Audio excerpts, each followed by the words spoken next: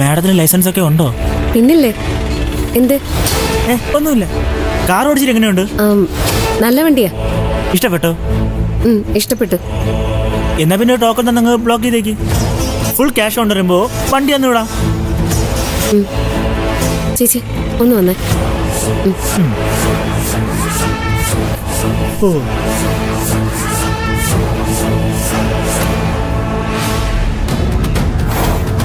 ചേച്ചി നല്ല വണ്ടിയാ, എനിക്ക് നന്നായിട്ട് ഇഷ്ടപ്പെട്ടു.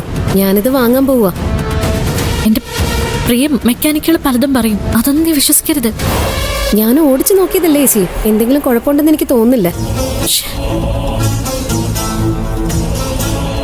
ഞാനെന്തായാലും ടോക്കൺ അഡ്വാൻസ് കൊടുക്കാൻ പോവാ. അതിപ്പോ നിന്റെ ഇഷ്ടം.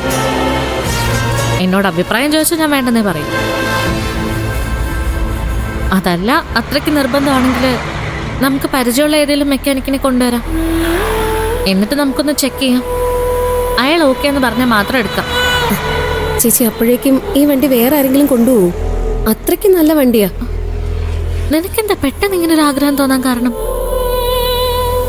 അത് എത്ര ആലോചിച്ചിട്ട് എനിക്ക് മനസ്സിലാവാത്ത. ചേച്ചി ഒരു വണ്ടി എടുക്കണമെന്ന് ഞാനും ആഗ്രഹിച്ചിട്ടൊന്നുമില്ല. പക്ഷെ ഇവിടെ വന്ന് ഈ വണ്ടി കണ്ടപ്പോഴാ എനിക്ക് ഇങ്ങനൊരു മോഹം തോന്നിയത്. ഇനി ചേച്ചിയോട് ഞാനൊരു രഹസ്യം പറയട്ടെ. വണ്ടി ഓടിച്ചത് ഞാനായിരുന്നില്ല ചേച്ചി. അതെ ചേച്ചി, വേറെ ആരുവാ. അങ്ങനെയാ എനിക്ക് തോന്നിയത്. ഞാൻ ഇതുവരെ കാണാത്തൊരു സ്ഥലത്ത് നിന്നപ്പോ വണ്ടി നിന്നു. ആ സ്ഥലം അത് എനിക്കറിയാവുന്ന സ്ഥലം പോലെ തന്നെ ഉണ്ടായിരുന്നു. പക്ഷെ എപ്പോഴാ ഞാൻ അവിടെ ഇതിനു മുമ്പ് പോയതെന്ന് എത്ര ആലോചിച്ചിട്ട് മനസ്സിലാവുന്നില്ല. എന്തായാലും ടോക്കൺ കൊടുക്കാൻ ചേച്ചി. അതുകൊണ്ട് ഒരു നഷ്ടവും വരാനില്ല, മറിച്ച് ലാഭം ഉണ്ടാവുകയും ചെയ്യും. എന്ത് ലാഭം? ഇഷ്ടപ്പെട്ട ഒരു വണ്ടി എടുക്കുന്നുള്ള സാറ്റിസ്ഫാക്ഷൻ, തൃപ്തി. അതൊരു ചെറിയ കാര്യമല്ലല്ലോ. ശരി, പോയി എന്താന്ന് വെച്ചാ ചെയ്യ്. ശരി ചേച്ചി വാ.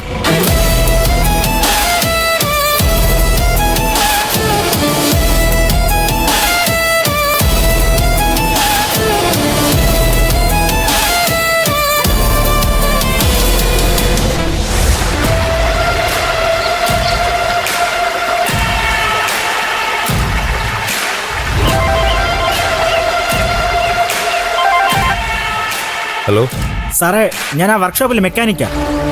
പറ സാറേ, വണ്ടി കച്ചവടമായി. ടോക്കൺ തന്ന ഒരു പാർട്ടി പോയിട്ടുണ്ട്.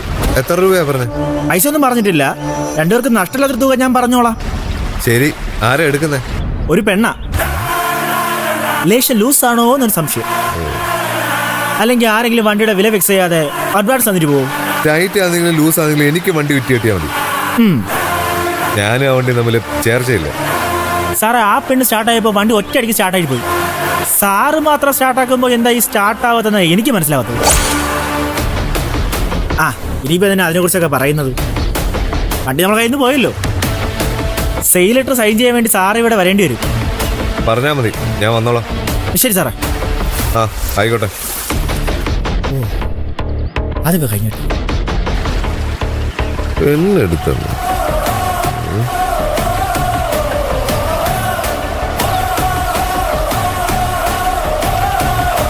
ആരെങ്കിലും ആയിക്കോട്ടെ.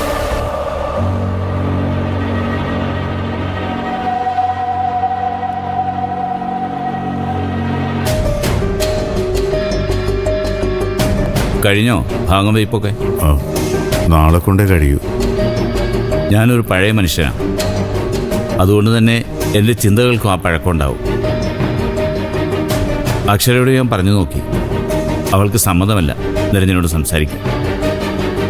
പിന്നീട് ആലോചിച്ചപ്പോൾ അവൾ പറയുന്നതിൽ ശരിയുണ്ടെന്ന് തോന്നി. ഒരു ഭാര്യ ഇത്തരം കാര്യങ്ങളിൽ ഇടപെടാതിരിക്കുന്നതാണ് നല്ലത്. ആ വീടും സ്ഥലവും വിൽക്കുന്ന കാര്യമല്ലേ? അപ്പോൾ അവളത് പറഞ്ഞു. നിങ്ങൾ തമ്മിൽ സംസാരം ഉണ്ടായ വിവരം അപ്പം തന്നെ അക്ഷര എന്നെ അറിയിച്ചു. അത് നടക്കില്ല സാറേ. എൻ്റെ അമ്മയ്ക്ക് അവിടം വിട്ട് പോരാൻ പറ്റില്ല. അച്ഛൻ ഉറങ്ങുന്ന മണ്ണല്ലേ അത്. ആ മണ്ണിനോടും വീടിനോടും അമ്മയ്ക്ക് വല്ലാത്തൊരടുപ്പമുണ്ട്. വേണ്ടെങ്കിൽ വേണ്ട. നിങ്ങളുടെ സ്ഥലം, നിരഞ്ജൻ്റെ അമ്മ, നിങ്ങൾക്ക് എന്ത് തീരുമാനം വേണമെങ്കിലും എടുക്കും. ഞാൻ വിചാരിച്ചത് ആ സ്ഥലം വിറ്റിട്ട് അമ്മയ്ക്കൊരു ഫ്ലാറ്റ് വാങ്ങി കൊടുത്താലോ എന്നാണ്. അങ്ങനെ ആകുമ്പോൾ സെക്യൂരിറ്റിയുടെ പ്രശ്നമില്ലല്ലോ. അതൊക്കെ ഞാൻ ആലോചിച്ചതാ. ഒക്കെ അമ്മയായിട്ട് ചർച്ച ചെയ്തതുമാണ്. അമ്മ സമ്മതിച്ചില്ല. ആയിക്കോട്ടെ, എന്തെങ്കിലും അഭിപ്രായം മാറിയാൽ ഞാൻ പറഞ്ഞതിനെക്കുറിച്ച് ചിന്തിക്കാതിരിക്കേണ്ട. അവസരങ്ങളൊന്നും ഒരുപാട് നമുക്ക് കിട്ടില്ല. കിട്ടുന്നത് ഉപയോഗിച്ച് രക്ഷപ്പെടാൻ നോക്കണം. അങ്ങനെയുള്ളവർക്ക് മേൽഗതി ഉണ്ടാവും. അല്ലെങ്കിൽ എന്നെപ്പോലെ ഇങ്ങനെ ജീവിക്കേണ്ടി വരും, ആർക്കും വേണ്ടാത്തവനെ.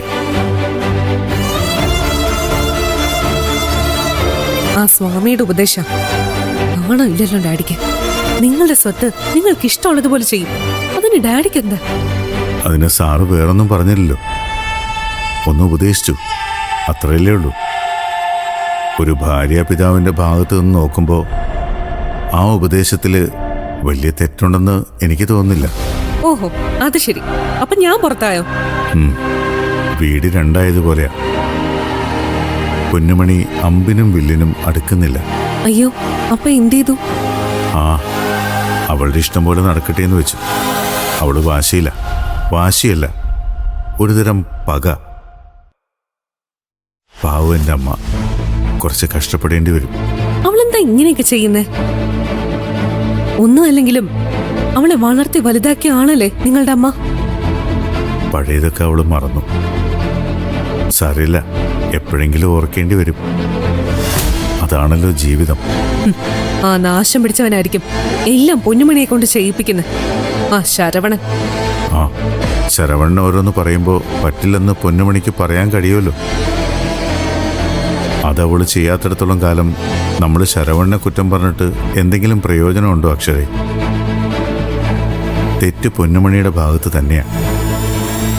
അതിൽ നിന്ന് അവൾക്ക് ഒരിക്കലും ഒഴിഞ്ഞു മാറാൻ പറ്റില്ല.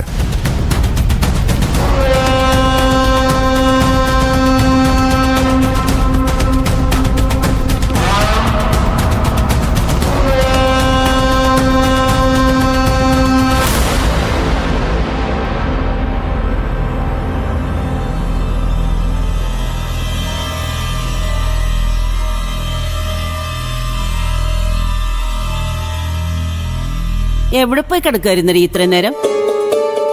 നീ എന്തോ സമ്മാനം വാങ്ങാൻ പോയി എന്നാണല്ലോ മനോഹരൻ പറഞ്ഞത്, ശരത്ത് മോന് കൊടുക്കാൻ. എന്നിട്ടത് വാങ്ങിയില്ലേ? അതിന് പറ്റിയൊരു സമ്മാനം കിട്ടിയില്ല മുത്തശ്ശി. കൊടുക്കുന്ന ശരത്തിനാവുമ്പോ നല്ല ഒരെണ്ണം കൊടുക്കണ്ടേ?